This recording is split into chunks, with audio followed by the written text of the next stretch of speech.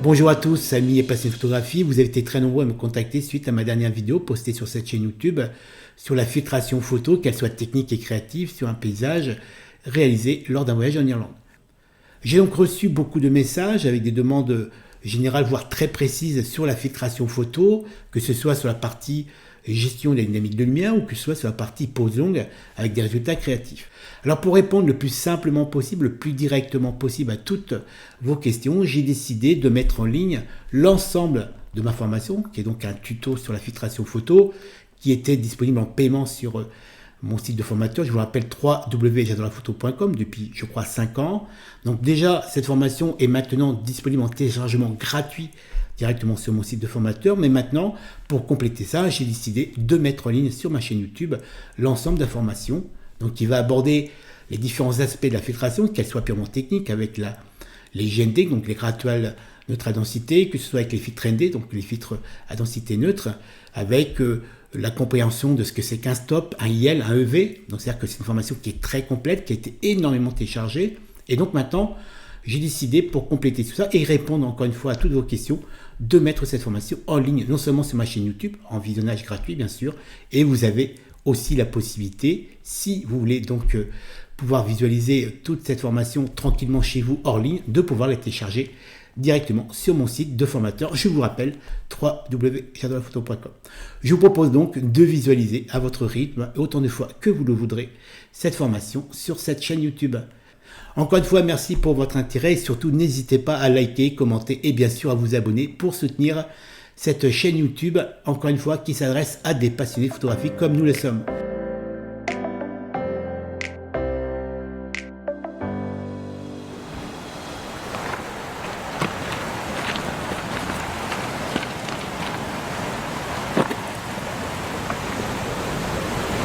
Bonjour, je suis Antonio. Je vous propose ce nouveau partage qui cette fois-ci n'abordera pas le traitement numérique de nos images. Cette fois, nous allons échanger autour d'un thème important en photographie, c'est l'application directement à la prise de vue d'un système de filtration. Nous allons donc tout au long de cet échange aborder différents aspects des filtres applicables à la photographie. Pour bien comprendre l'impact des filtres sur nos images, nous devons dans un premier temps assimiler des notions de lumière, mais plus précisément des notions de quantité de lumière. Il existe différentes catégories de filtres sur le marché, les filtres ND, donc à densité neutre, les GND, les dégradés à densité neutre, avec des sous-familles, donc les soft, les hard, les reverse et bien sûr les polarisants. Chaque filtre est identifié par une norme technique et c'est ces normes techniques qui vont nous informer de l'impact direct de l'application de ce filtre à nos prises de vue. Et nous allons aussi, c'est la partie la plus intéressante de cet échange, partager autour d'images que j'ai réalisées directement sur le terrain. Nous allons pouvoir, à travers ces images, identifier quel est l'impact direct de l'utilisation d'un filtre ND, GND ou polarisant, que ce soit sur l'impact technique ou créatif de nos images. Et je vous propose donc de commencer par ces fameuses notions de lumière qui sont essentielles pour bien comprendre l'impact des filtres sur nos images. On va bien sûr, dans le cadre de ce partage, échanger autour de la partie matérielle, les produits disponibles sur le marché, mais par contre, avant de développer ces sujets et surtout bien comprendre au final quel est l'impact direct de l'application d'une filtration à la prise de vue, que ce soit des ND, donc des filtres à densité neutre, ou des GND, donc des dégradés à densité neutre, il est important dans un premier temps de bien comprendre la notion de lumière. L'application directe à la prise de vue d'un filtre va déterminer la quantité de lumière et va donc impacter aussi notre temps d'exposition. Donc on ne peut pas échanger autour des filtres sans avoir assimilé au préalable cette notion de quantité de lumière. Et oui, toute source de lumière, qu'elle soit naturelle ou artificielle, émet une puissance lumineuse et cette puissance lumineuse possède son propre indice de mesure, on appelle l'indice de luminance ou EV ou stop. En conclusion, si vous lisez un article sur la photographie ou que vous participez à un forum photo et que certaines personnes utilisent d'un côté le terme de IL ou de EV ou de stop, c'est exactement la même chose. Ça correspond à une quantité de lumière, c'est-à-dire qu'on va quantifier la lumière grâce à ces termes. Et cette quantité de lumière, on va pouvoir à la prise de vue soit la multiplier ou la diviser en fonction du résultat recherché, soit en employant bien sûr des filtres ND ou GND, ou en jouant tout simplement soit sur le temps d'exposition, la sensibilité et bien sûr l'ouverture du diaphragme. D'ailleurs, pour faciliter l'échange, tout au long de ce partage, je vais me limiter au terme de stop, qui est en gros le terme le plus utilisé dans le monde de la photographie, et c'est un terme qui est très employé en termes de référencement des filtres ND ou GND appliqués donc à la prise de vue. Quand on commence en photographie, on est souvent très vite obligé d'assimiler cette notion de quantité de lumière. Par exemple, dans le cadre de l'achat justement d'un filtre, donc souvent les filtres ont cette notion de stop, un peu le ND4 correspond à 2 stops, ND8 à 3 stops, etc. Ou qu'on décide dans des situations de prise de vue avec des lumières très complexes, de contre-jour par exemple, on peut décider d'appliquer des séquences de braquettes, donc faire du multipose, et là souvent on a le 0 plus 1 plus 2, moins 1, moins 2, etc. Donc on est obligé d'assimiler cette notion de quantité de lumière. Pour faire simple, sur la base d'une quantité de lumière définie, à chaque fois que vous doublez cette quantité de lumière, vous faites plus un stop, et à chaque fois que vous la divisez, vous faites moins un stop. Et ça, c'est le principe qu'il faut assimiler pour bien comprendre justement déjà en prise de vue, ce système de quantité de lumière, mais aussi en filtration, puisque tous les filtres sont basés sur ce principe. Si on prend par exemple au hasard le ND64, avec une densité de blocage de 1.8, ça correspond donc à 6 stops. Et 6 stops, ça correspond à un indice multiplicateur de 64 fois. Donc c'est-à-dire qu'on doit multiplier notre temps d'exposition de base sans filtre par 64, mais ça on le voit tout de suite après.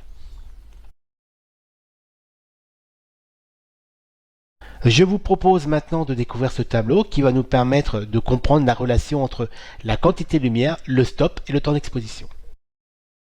Et quand on regarde le tableau dans sa globalité, on voit tout de suite qu'il y a une vraie logique mathématique à cette relation entre la quantité de lumière, le stop et le temps d'exposition, puisqu'on est sur une suite mathématique dite puissance plus 2. C'est-à-dire que si je prends par exemple un filtre, le 2 stop par exemple, qui correspond donc à un ND4, ça veut dire que ma quantité de lumière est divisée par 4. Je dois donc multiplier mon temps d'exposition sans filtre par 4.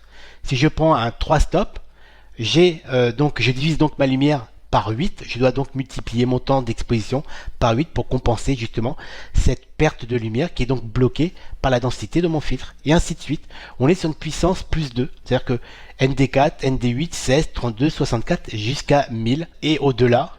Et quand on a compris et assimilé cette logique mathématique dans la gestion de la relation entre la quantité de lumière, le stop et le temps d'exposition, il nous est beaucoup plus facile de comprendre le fonctionnement, l'impact que peut avoir l'utilisation directe d'une filtration à la prise de vue et en général la gestion de la lumière en photographie.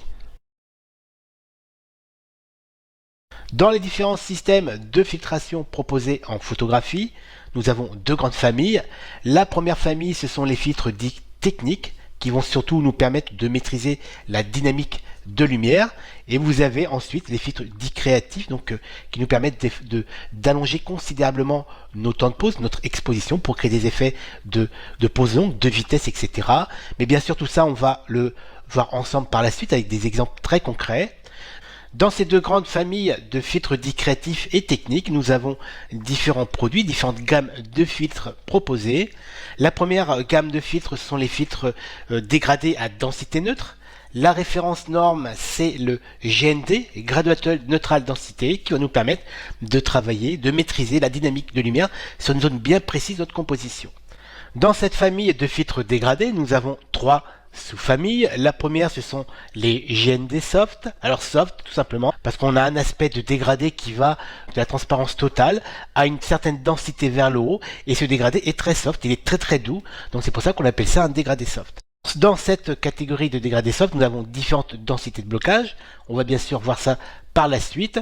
Ensuite, nous avons les GND hard, donc qui ont exactement le même aspect, c'est-à-dire que le bas du filtre est totalement transparent, 100% de lumière passe à travers le filtre et on a bien sûr une densité de blocage sur la partie supérieure et on dit que c'est un GND hard puisqu'on a un dégradé qui est beaucoup plus dur, c'est-à-dire que le passage entre la partie 100% transparente et la densité de blocage en haut est beaucoup plus dur que le soft. On va bien sûr voir un peu l'utilisation par la suite. Et nous avons la dernière gamme de filtres GND, donc les filtres dégradés. Cette fois-ci, ce sont les GND Reverse. Alors, Reverse tout simplement parce on est toujours bien sûr, ça a un aspect dégradé. La partie basse du filtre laisse passer 100% de la lumière. Le blocage se fait aussi sur la partie supérieure, sauf que l'aspect dégradé est inversé. C'est-à-dire qu'on a une densité plus forte au niveau de l'horizon. C'est-à-dire qu'on peut imaginer que c'est l'horizon de votre paysage, que ce soit en landscape ou en seascape. C'est-à-dire qu'on est sur un coucher de soleil par exemple frontal avec une forte luminosité à l'horizon. Ce dégradé est plus fort au niveau de l'horizon pour bloquer justement ce surplus de luminosité, pour réduire la dynamique de lumière. Et ensuite, ce dégradé s'estompe petit à petit vers le haut. Donc ça permet surtout de bloquer les fortes luminosités au niveau de l'horizon. Donc ça, c'est le dégradé reverse, donc il y a vraiment un aspect d'inversion de dégradé. Nous avons donc dans la catégorie des filtres GND, des filtres dégradés, nous avons trois gammes. La gamme des GND soft, ensuite nous avons les GND reverse et les GND hard. Et dans ces différentes gammes de filtres GND, des filtres dégradés, nous avons différentes densités de blocage. La première famille, ce sont les GND soft avec 4 densités de blocage. La première, c'est un GND4 qui correspond à 0,6 de blocage de densité, qui correspond donc à 2 stops. Nous avons le deuxième, le GND8, qui a une densité de blocage de 0,9, qui correspond donc à 3 stops. Ensuite, on a le GND16, donc densité 1,2, qui correspond à 4 stops. Et le dernier, le GND32, qui a une densité de blocage de 1,5, qui correspond donc à 5 stops. Quand on parle bien sûr de densité de blocage, c'est sur la partie supérieure du filtre, puisque on est sur des GND soft. La partie basse, 100% de lumière passe à travers le filtre. Ensuite, elle est bloquée petit à petit en dégradé, donc puisque c'est pour ça qu'on appelle ça des soft. Donc ça va se faire tranquillement pour arriver sur la partie, on va dire, du tiers supérieur à une densité maximale qui correspond donc à la densité de blocage du filtre correspondant. Nous avons ensuite deux filtres qui font partie de la catégorie des GND hard, donc avec un dégradé beaucoup plus court, beaucoup moins doux que sur les softs. Le GND4, donc densité 0,6 qui correspond à 2 stops. Et ensuite on a le GND8, blocage à 0,9 qui correspond à 3 stops. Et ensuite on a la dernière catégorie qui correspond au reverse. Et là on a aussi deux filtres. C'est des reverses puisque le dégradé est inversé. C'est-à-dire que sur la partie centrale, la partie la plus dense de ce filtre, c'est là où se fait le maximum de blocage de densité. Et là, on a deux densités de blocage. Le GND 8 qui correspond à une densité de 0,9, donc 3 stops. Et le GND 16, densité 1,2, qui correspond à 4 stops. Donc là, on a vu ensemble la catégorie des GND, donc les filtres à dégradé neutre, les graduated neutral densité. Et maintenant, on va pouvoir passer sur une autre catégorie de filtres qui sont des filtres uniformes, c'est-à-dire qu'ils n'ont pas de dégradé, ce sont les ND, les neutral densité.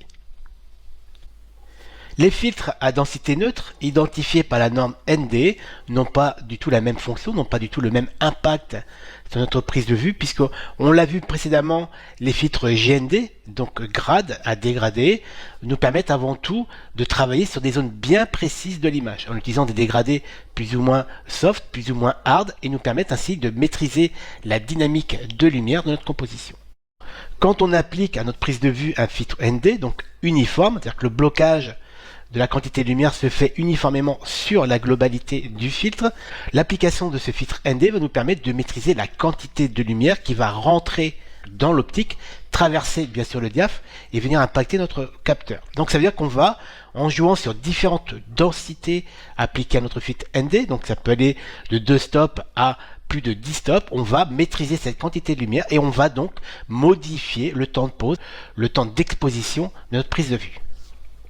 Cette gestion de la lumière directement à la prise de vue, grâce à l'application d'un filtre ND de différentes densités, a plusieurs avantages. On l'a vu, bien sûr, ça impacte directement la quantité de lumière, donc notre temps d'exposition, mais il y a surtout un très gros avantage, c'est que tout en gérant cette quantité de lumière, on peut préserver notre ouverture de diaph et donc notre profondeur de champ.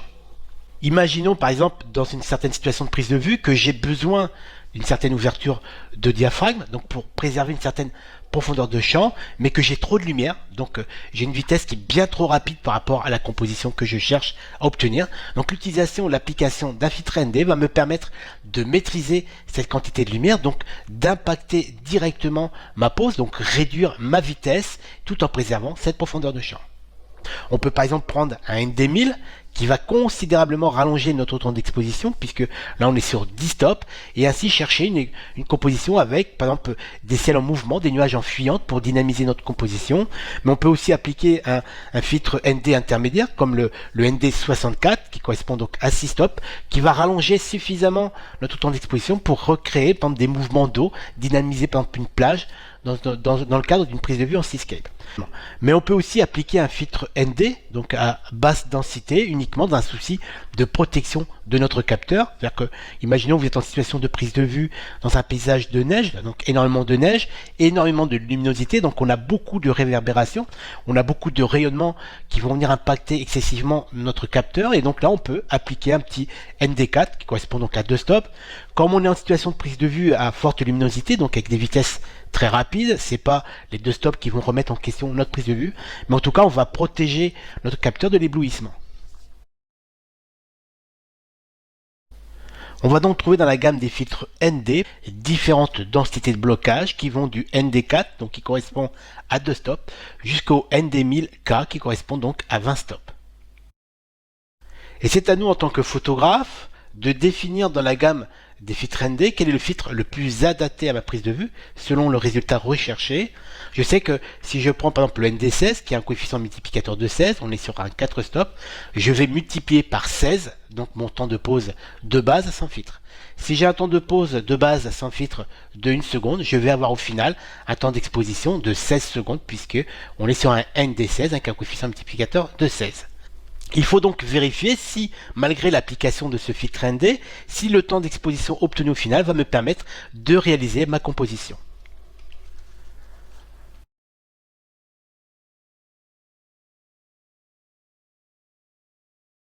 Il nous reste une dernière catégorie à découvrir, ce sont les filtres polarisants. On peut se poser la question, quel est l'intérêt d'utilisation d'un filtre polarisant en prise de vue? Il y en a plusieurs. Premièrement, il faut savoir qu'un polarisant a tendance à accentuer les contrastes de votre image. Si vous prenez un ciel avec des nuages en jouant sur le réglage du polarisant, en fonction de sa position, vous pouvez accentuer ou pas ce contraste. Il a aussi tendance à forcer un peu la colorimétrie de nos images. Il va les raviver très légèrement, ou être légèrement plus saturé. Mais là où il est le plus bluffant, c'est qu'il permet de supprimer tout ce qui est reflet. Par exemple, on a un exemple à l'écran où là, on peut, en fonction de son réglage, puisqu'il peut être en position 0, c'est-à-dire qu'il est totalement neutre, il a strictement aucune action sur le reflet, mais si on pousse son réglage au maximum, on peut supprimer totalement les reflets dans l'eau, ou sur une vitrine, ou sur un pare-brise de voiture. Donc c'est là où, pour moi, il est le plus bluffant, et son action est vraiment, vraiment très intéressante, surtout par exemple, dans le cas de prise de vue avec des lacs, des rivières ou tout ce qui est reflet dans l'eau quand on veut supprimer ou pas ce reflet. À noter, et c'est très important, quand vous appliquez une filtration en type polarisant à votre prise de vue, vous allez perdre un peu en lumière puisque il va bloquer un peu de la luminosité, donc vous allez perdre un stop, plus ou moins un stop. Donc ça nécessite forcément une compensation au niveau du temps d'exposition. On vient donc de survoler ensemble toute la gamme de produits proposés en filtration. Vous avez les GND, les ND, les polarisants. C'est à vous maintenant, en fonction de vos besoins, en fonction de votre flux de production, de votre univers photographique, de sélectionner les produits les plus adaptés. Vous allez trouver sur le marché d'autres genres de filtres, que ce soit de la famille des GND, des ND ou des rotatifs. Certains sont très spécifiques et intéressants. Ensuite, vous avez la catégorie des filtres que je considère un peu gadget, mais en tout cas, ils existent et pourquoi pas. Ça peut servir dans une sorte de situation très spécifique. Il vous faut donc dans un premier temps acquérir un porte-filtre. À partir de là, selon vos besoins, et ça c'est très important, analysez déjà vos besoins, vous allez pouvoir acheter, acquérir les différents filtres, que ce soit les GND ou ND, donc pour appliquer à vos prises de vue.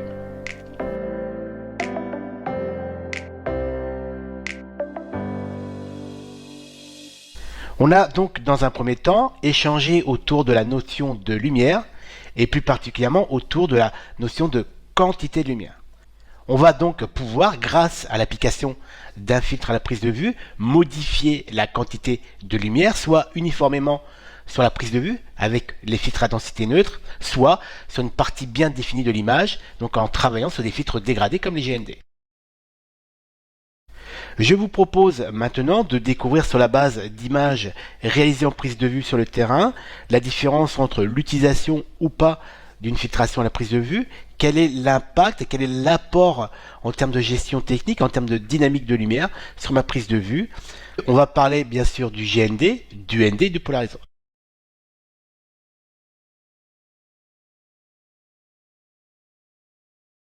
Avant de vous proposer une image réalisée sur le terrain avec un GND, donc un GND soft, un 3 stop, donc à une densité de blocage de 0.9, je vous propose déjà dans un premier temps d'échanger autour de cette illustration qui va nous permettre de vraiment comprendre cette notion de blocage de quantité de lumière, mais sur une partie bien définie puisqu'on est sur un dégradé.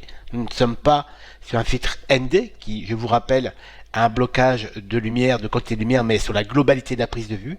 Le GND va nous permettre de travailler une zone bien précise de l'image. Nous avons cette illustration d'un porte-filtre, sans filtre pour l'instant. On a donc 100% de quantité de lumière qui vient traverser l'optique et qui va donc impacter donc le capteur. Il n'y a strictement aucune perte de quantité de lumière.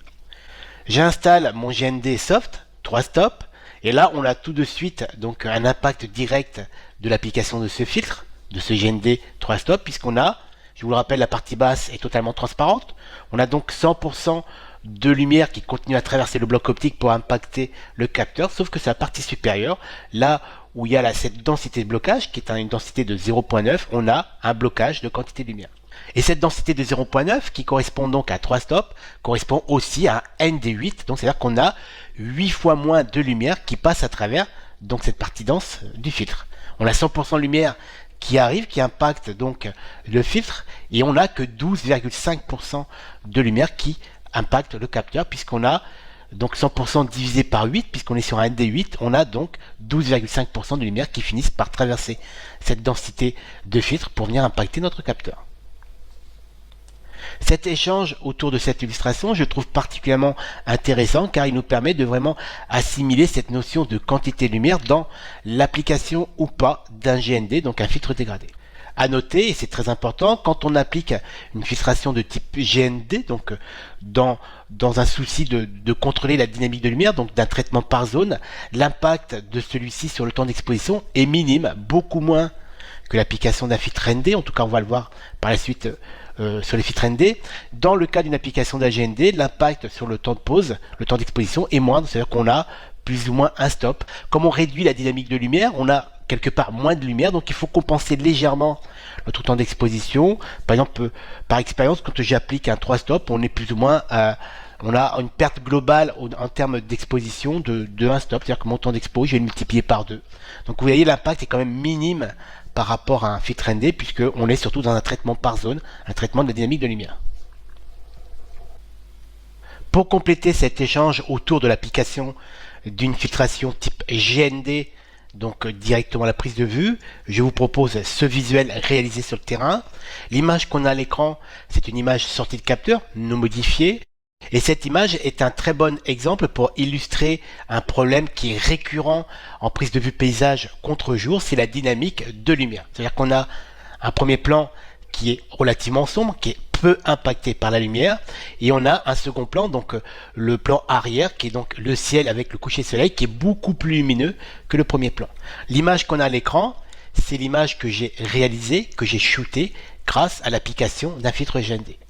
Si j'enlève ce filtre GND, je vais me retrouver face à un problème qui est donc récurrent en prise de vue, avec une forte dynamique, c'est soit je privilégie mon premier plan pour avoir du détail, donc c'est le shoot qu'on a à l'écran, par contre j'ai très peu de matière dans le ciel, ou je privilégie plutôt mon ciel, donc ma mesure de lumière sera faite avant tout sur la dynamique du ciel, donc j'ai de l'information dans le ciel, mais par contre mon premier plan est totalement sombre, j'ai aucun détail, très peu d'informations au niveau donc du premier plan, j'ai pas de volume, j'ai pas de matière, on voit strictement rien.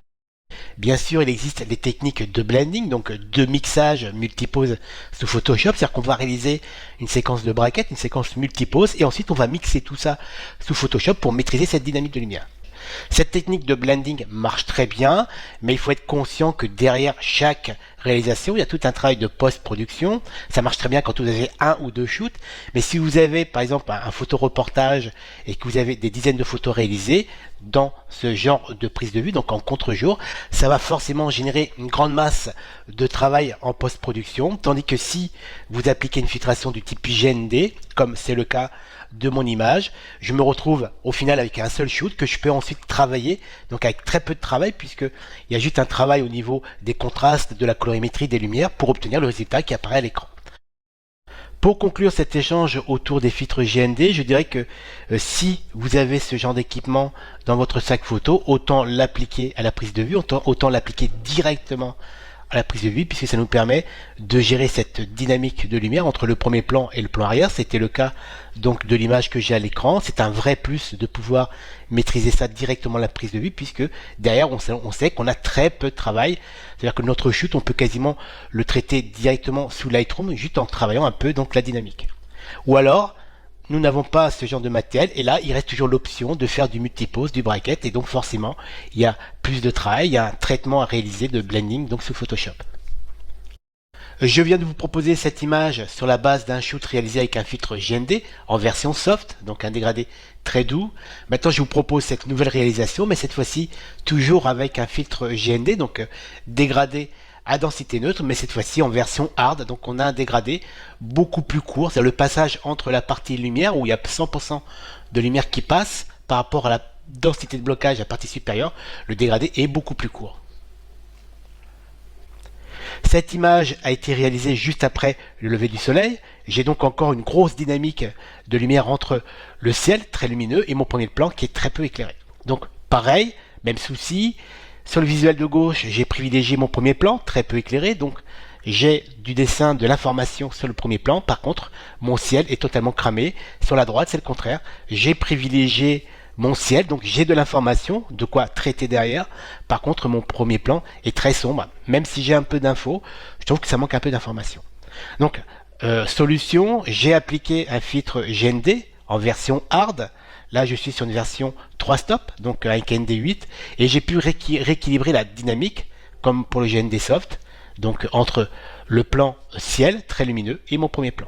Donc je me retrouve avec un visuel relativement équilibré, de quoi travailler. Par contre, il faut noter tout de suite, dans l'utilisation d'un filtre GND en version hard, donc avec un dégradé qui est très dur, donc beaucoup moins soft que la version précédente, on a, dans ce genre de situation, c'est pour ça que j'ai pris comme exemple ce visuel. Le GND hard est très bien quand vous faites par exemple des paysages de bord de mer sans éléments de composition qui viennent perturber l'horizon. C'est-à-dire que là, j'ai un horizon, mais j'ai un rocher en plein milieu. Et on voit tout de suite que l'application du filtre hard m'a permis de récupérer cette dynamique de lumière. J'ai de l'information dans le ciel tout en privilégiant la luminosité de mon premier plan. Par contre, mon rocher est très noir puisqu'il est impacté par l'application du filtre hard en version hard. C'est-à-dire que précédemment, si j'avais pris un soft, j'aurais eu plus ou moins le même problème, mais beaucoup moins visible. Là, comme c'est une version hard, donc avec un dégradé très court, on voit tout de suite que le rocher est très impacté par l'application du filtre hard. Mon ciel est récupéré, ma dynamique est récupérée, mais mon rocher est très sombre. Bien sûr, dans cette situation-là, il n'y a pas trop de problème puisque j'ai pu, malgré l'application du filtre hard, sous Lightroom, en travaillant par zone, récupérer cette densité et rééquilibrer mon rocher puisque c'est le résultat de l'image qui apparaît à l'écran, qui est l'image traitée avec Lightroom. Donc le soft, l'avantage du soft, c'est qu'il permet de diffuser, mais avec un dégradé très doux, donc ça estompe un peu le souci, cette récupération de dynamique. Quand vous utilisez un hard, il faut avoir en tête cette notion de vous allez rapidement récupérer votre dynamique de lumière, mais avec un dégradé très court. Donc si vous avez des éléments de composition, par exemple sur l'horizon, comme c'est le cas, ils vont être aussi impactés par cette densité. Bien sûr, c'est pas catastrophique, on peut relativement récupérer ça sous Lightroom puisque c'est l'exemple du visuel que j'ai donc à l'écran. Et tous les filtres GND à densité neutre, qu'ils soient sur la base d'un dégradé soft, hard ou reverse, je les classe dans la famille des filtres dits techniques puisqu'ils nous apportent une solution technique à un problème qui est la gestion d'une forte dynamique. Alors attention, ces filtres ont quand même une limite. Si vous êtes donc dans une situation de contre-jour avec le soleil plein cadre, vous avez beau mettre un filtre GND et même en additionner 2 par exemple, vous pouvez très bien mettre un 3 stop et l'additionner avec un 5 stop pour réduire au maximum cette dynamique de lumière. Je vous conseille quand même d'assurer votre dynamique, d'assurer votre shoot peut-être avec un ou deux shoots supplémentaires pour vraiment avoir assez d'informations au niveau de la gestion de dynamique et ensuite bien sûr travailler tout ça sur Photoshop en faisant du blending. On vient de partager autour de l'application des filtres GND. Maintenant, je vous propose exactement la même approche pédagogique, mais sur l'application des filtres ND à la prise de vue. Comme pour l'exemple précédent, pas de filtre, donc 100% de la lumière qui traverse le bloc optique pour impacter le capteur. Je mets en place un filtre ND à densité neutre, donc là on est sur un ND 64 avec une densité de 1.8 de blocage qui correspond donc à 6 stops. On a donc un impact direct sur la quantité de lumière traversante, c'est-à-dire 100% de lumière arrive sur le filtre ND et on a en sortie donc cette quantité de lumière divisée par 64 puisque, je vous rappelle, on est sur un ND 64 qui correspond donc à 6 stops. Ça veut dire que mathématiquement parlant, on a 100% de lumière divisé par 64 fois, on se retrouve avec 1,56% de lumière résiduelle, donc de lumière qui finit par traverser donc le filtre ND pour impacter le capteur. Ne pas oublier que là on est en situation d'application d'un filtre ND, donc un filtre à densité neutre, qui est un filtre uniforme. C'est-à-dire que le blocage de cette quantité de lumière se fait sur l'ensemble de mon image, pas comme l'exercice précédent avec le GND, où on va travailler la dynamique en travaillant par zone. Là, on va bloquer l'ensemble de la quantité de lumière qui vient donc traverser l'optique et qui va impacter notre capteur. Et très logiquement, l'application d'un filtre ND à ma prise de vue va impacter directement mon temps d'exposition. Sur la base d'un temps d'expo de 1 seconde sans filtre, si j'insère un ND 64, cela veut dire que ma quantité de lumière va être divisée par 64. Je dois donc compenser mon temps d'exposition. Cela veut dire que mon temps d'exposition de base de 1 seconde sans filtre, je dois le multiplier par 64 fois. 1 seconde fois 64, on obtient donc 1 minute et 4 secondes.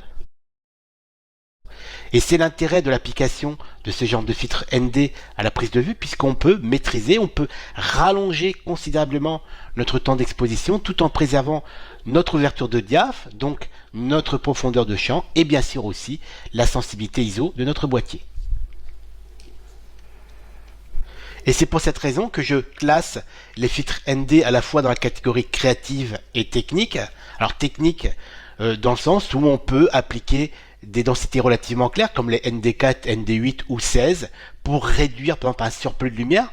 On l'a vu précédemment par exemple en bord de mer en pleine journée ou des paysages de neige avec beaucoup de réverbération. Ça nous permet de réduire considérablement cette quantité de lumière, ce surplus de lumière pour protéger le capteur, mais on peut aussi, bien sûr, en appliquant des densités beaucoup plus fortes comme les ND64 ou les ND500 ou même les 1000 pour rallonger considérablement notre temps d'exposition. Par exemple, on peut appliquer ça en milieu urbain pour effacer des personnes puisque toutes les personnes qui vont être en mouvement dans le cadre d'une pause longue, elles vont disparaître ou tout simplement aussi appliquer une pause considérablement allongée pour avoir des effets donc de pause longue avec des nuages en fuyante, etc.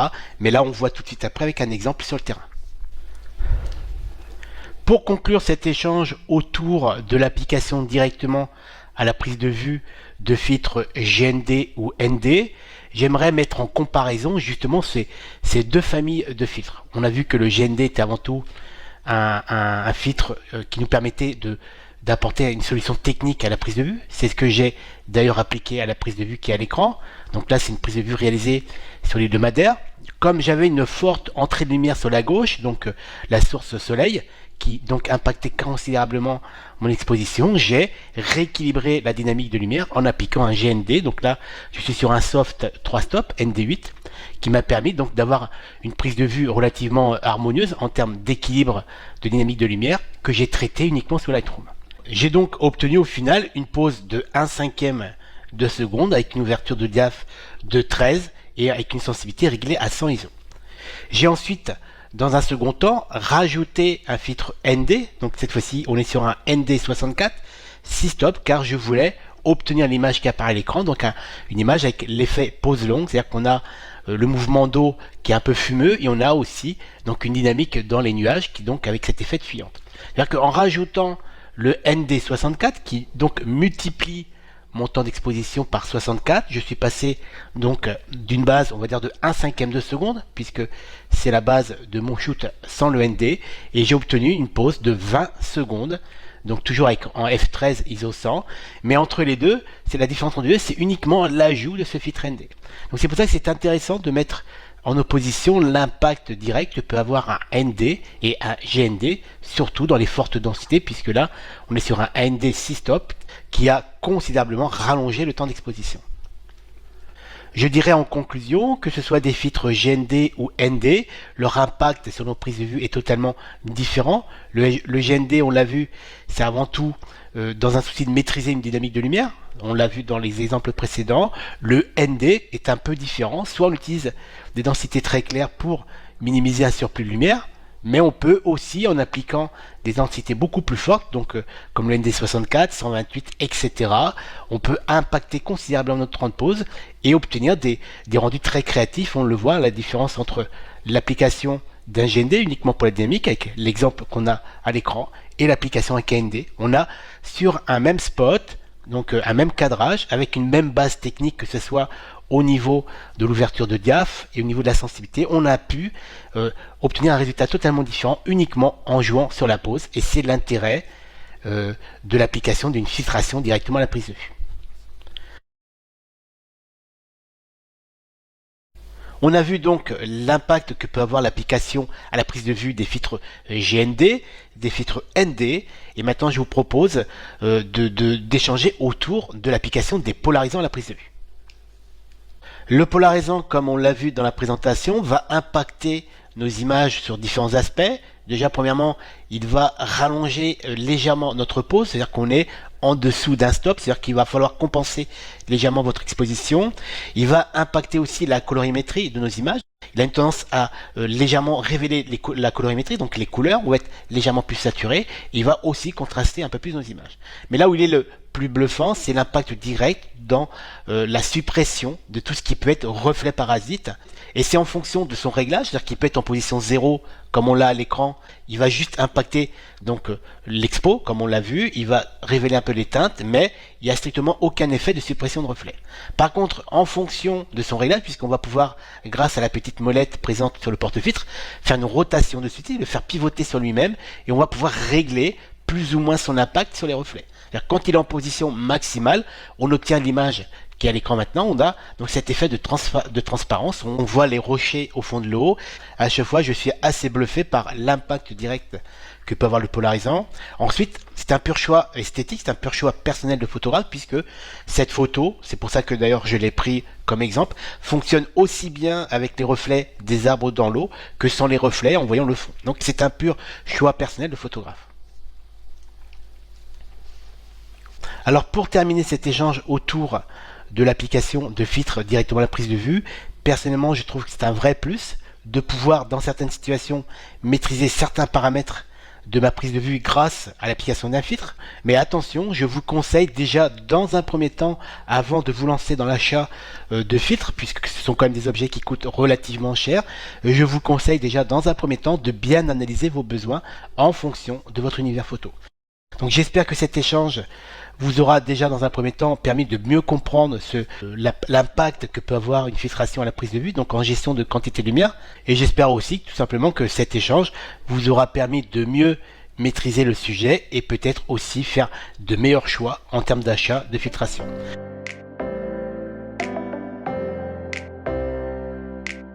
Je vous propose maintenant de découvrir sur le terrain le process complet d'installation d'un kit de filtration, et on va mettre en place une filtration sur la base d'un polarisant qu'on va compléter ensuite avec un filtre ND puis un GND soft. L'optique utilisée pour la prise de vue est un 17-40 avec un diamètre de lentille frontale de 77 mm. Je dois donc dans un premier temps visser une bague d'adaptation, une bague de conversion qui va me convertir les 77 mm de mon optique vers les 82 mm qui est donc le diamètre de la bague principale où je vais pouvoir ensuite clipser le porte-filtre. Bien sûr, si vous utilisez ou si vous possédez par exemple un 16-35 de chez Canon qui a un diamètre de lentille frontale de 82 mm, donc là, pas nécessaire de mettre cette bague supplémentaire, vous pouvez visser directement la bague principale pour ensuite clipser le porte-filtre. Je visse le polarisant directement sur la bague d'adaptation de 82 mm. Vous remarquerez au passage cette petite molette, et ça c'est encore un plus proposé par cette marque, c'est-à-dire que quand tu auras monté tout le système sur mon optique, je vais pouvoir régler mon polarisant directement grâce à cette molette, et c'est encore un système très pratique. Après avoir vissé mon polarisant, j'ai plus qu'à visser l'ensemble, bague d'adaptation et polarisant, directement sur mon optique. Un petit conseil, toujours assurer le montage de votre matériel en plaçant par exemple pour l'autre main en dessous, parce qu'on n'est jamais à l'abri d'une fausse manipulation, et vu le prix que ça coûte, il vaut mieux éviter les chutes. Je viens fixer directement le porte-filtre sur la bague d'adaptation grâce à cette petite tirette qui me permet de clipser et de déclipser très facilement. C'est vrai que c'est très pratique sur le terrain. Comme je cherche à obtenir au final une image avec un effet pose longue, je vais devoir dans un premier temps monter un filtre ND à forte densité. Je prends donc un ND 1000 qui correspond donc à 10 stops et qui va multiplier mon temps de pose par 1000. Un petit conseil, quand vous appliquez à votre prise de vue un filtre à forte densité pour obtenir un effet par exemple pose longue, on va dire à partir du ND 64 6 stops jusqu'au ND 1000 où on est à 20 stops, toujours déjà dans un premier temps le placer en première monte sur la première glissière et surtout vérifier qu'il n'y ait strictement aucune entrée de lumière entre le filtre et le porte-filtre car vous allez prendre le risque soit d'avoir du flair et au pire donc de gâcher votre prise de vue. Et je finis de compléter ma filtration en insérant en deuxième glissière donc un GND soft 3 stops pour donc maîtriser ma dynamique de lumière. Le montage de ma filtration est terminé, je n'ai plus qu'à paramétrer le temps d'exposition en prenant compte bien sûr des différents filtres appliqués, donc le Pola, le ND1000, le GND, donc il y a tout un calcul à appliquer au niveau de temps d'exposition. On est bien d'accord, la mise au point a été réalisée avant le montage de la filtration et je n'ai plus qu'à déclencher pour réaliser ma prise de vue qui s'affiche à l'écran. Donc là on a un rendu très équilibré, c'est-à-dire qu'on a de l'information non seulement dans les parties ombrées, les parties basses du visuel, mais on a aussi de l'information sur la partie supérieure, la partie ciel et soleil. Alors cet équilibre vient déjà dans un premier temps du fait d'avoir appliqué un GND 3 stops soft qui m'a permis donc de rééquilibrer la dynamique de lumière comme on l'a vu dans les exercices précédents, la partie ciel et soleil, et le fait d'avoir appliqué un ND 1000 donc 10 stops m'a permis donc de rallonger considérablement mon temps d'exposition pour avoir cet effet très dynamique de fuyante au niveau du ciel tout en préservant mon premier plan. J'ai bien sûr utilisé aussi un polarisant, vous l'avez vu lors de la phase de montage en vidéo. Ce polarisant m'a permis de valoriser, de mettre en avant la partie reflet du pont dans la vase, donc sur les parties humides. Grâce au polarisant, je peux gérer plus ou moins l'intensité de ce reflet. Donc on obtient ce résultat qui est parfaitement équilibré. Il est légèrement bleuté du fait que j'ai utilisé donc un ND, donc un neutral densité à forte densité, donc c'est un ND 1000. Quand vous utilisez des filtres à forte densité, vous avez tendance à avoir une bascule de bleu, donc ça c'est général. Alors après en fonction de la marque, cette bascule de bleu est plus ou moins prononcée. Mais en tout cas cette image est parfaitement équilibrée, ce qui m'a permis uniquement avec une intervention sous Lightroom dans la gestion de la colorimétrie et bien sûr de la dynamique de lumière entre donc les contrastes etc. d'obtenir ce visuel qui correspond parfaitement à mon univers de photographe. Voilà, donc cet exercice est très intéressant car on a bien sûr toutes les filtrations mais on peut cumuler différents systèmes de filtration. Là on a un Pola, un ND, un GND pour arriver à obtenir le résultat recherché en tant que photographe. N'hésitez pas à le faire. En tout cas l'application de la filtration est avant tout définie par la recherche personnelle en termes de rendu créatif de nos images.